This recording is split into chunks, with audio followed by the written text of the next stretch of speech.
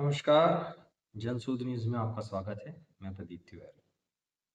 तो अब अगर आप वर्तमान परिवेश में राजनीति कर रहे हैं, तो आपको बहुत सँभल के राजनीति करने की आवश्यकता है।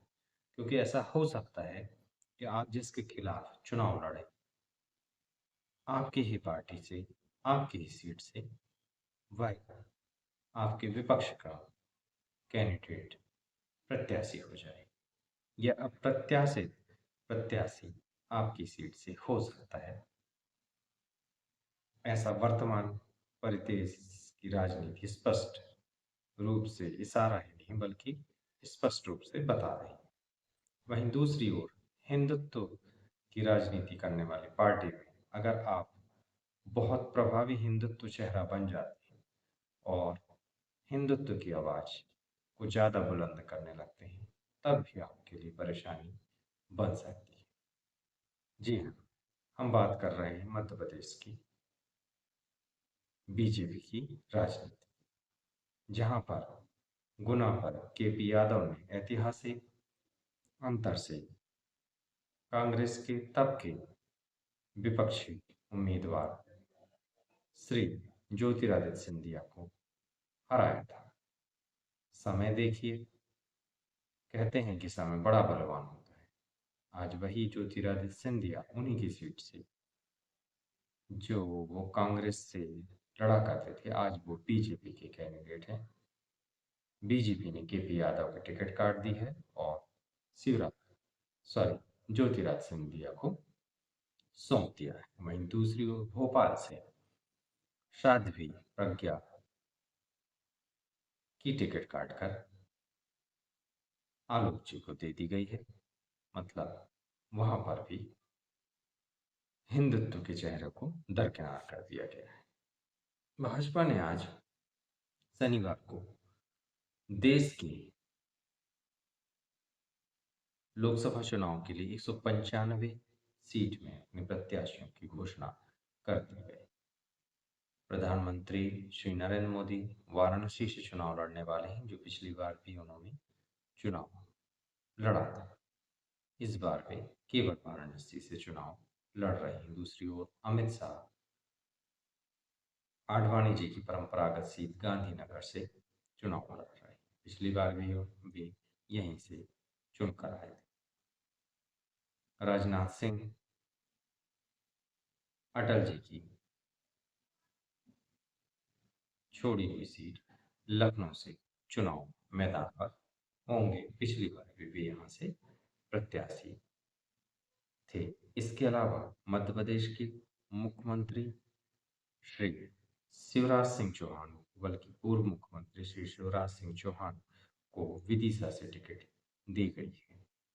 प्रयास लगा जा रहे हैं कि अगर वो जीत के आते हैं और भाजपा की सरकार बनती है, जैसा कि लगभग तय सा लग रहा है, पूर्वानुमान ये बता रहे हैं, सर्वे ये बता रहे हैं, तब की स्थिति में शिवराज सिंह चौहान को कृषि मंत्रालय दिया जा सकता है।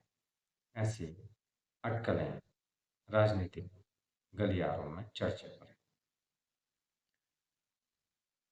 इसका एक कारण यह भी है कि सांसद पूर्व में विदिशा से ही सांसद रहते हुए शिवराज सिंह चौहान केंद्र की कृषि समिति में सदस्य रहे और उस समय उन्होंने बहुत बेहतर काम इस समिति में कर कर दिखाया था।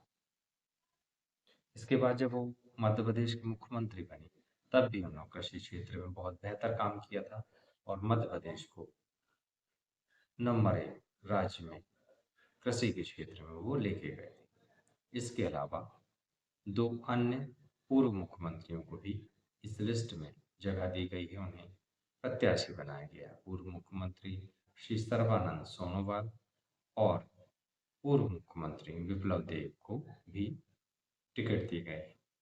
इसके अलावा जिन कदावर नेताओं की टिकट काटी है, उनमें प्रमुख हैं पूर्व केंद्रीय स्वास्थ्य मंत्री हर्षवर्धन, पूर्व केंद्रीय विदेश राज्य मंत्री मीनाक्षी लेखी और केंद्रीय राज्य मंत्री रामेश्वर तेली, केंद्रीय राज्य मंत्री जॉन बारला ये प्रमुख चेहरे रहे जिनके टिकट मंत्री रहते भी काटे गए हैं। इसके अलावा उमेश विधेड़ी आदि का टिकट भी काट दिया गया है। मध्य प्रदेश की बात करें तो ग्वालियर की प्रमुख सीट से भारत सिंह कुशवाहा को टिकट दी गई है, जबकि जबलपुर से आशीष दुबे को टिकट दी गई है। पूर्व केंद्रीय मंत्री और वर्तमान में मंडला विधानसभा से चुनाव हार चुके श्री फग्गन सिंह कुलस्ते को पुनः मंडला सीट से प्रत्याशी घोषित किया गया है। देखा जाए तो सभी जाति वर्ग को और पूरा गणित बिठाने की इस लिस्ट में कोशिश की गई है। वहीं दूसरी ओर कुछ इशारे भी ये लिस्ट कहती है, जहां एक इशारा ये है कि किसी भी रूप में चुनाव जीतना एक प्रमुख कारण होगा प्रत्याशी घोषित होने में। मतलब तय है कि ऐसे प्रत्याशी जो चुनाव जीतने की प्रबल संभावना दिखाएंगे या जिनमें दिखेगी, उन्हें प्रत्याशी अब बीजेपी की ओर से बनाया जाएगा। इसके अलावा राजनीतिक गणित जहां सहयोगी के रूप में होंगे, वहां उन प्रत्याशियों को उतारा जाएगा। इसमें जातिगत गणित को भी बिठाने का प्रयास भाजपा ने किया है। इस बार भाजपा ने महिलाओं को भी पर्याप्त संख्या में सीट दी है। अब आने वाला समय ही बताएगा कि यह जो लिस्ट है यह अपने परिणामों को भी उतनी ही बेहतर कर पाती है या फिर इसके नतीजे कुछ और निकलते हैं। हालांकि पूरे देश भर में अभी विपक्ष ऐसा माहौल बना नहीं पाया है कि सत्ता पक्ष के लिए बहुत ज़्यादा परेशानी पेश आ रही है।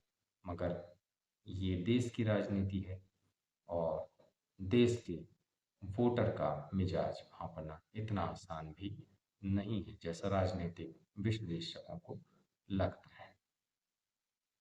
बहरहाल आप देखते रहिए जनसोच, लाइक और सब्सक्राइब करना ना भूलिएगा, ताकि इसी तरीके की न्यूज़ आप तक बिना रुकावट के पहुंचती रहे। देखते रहिए जनसोच। नमस्कार।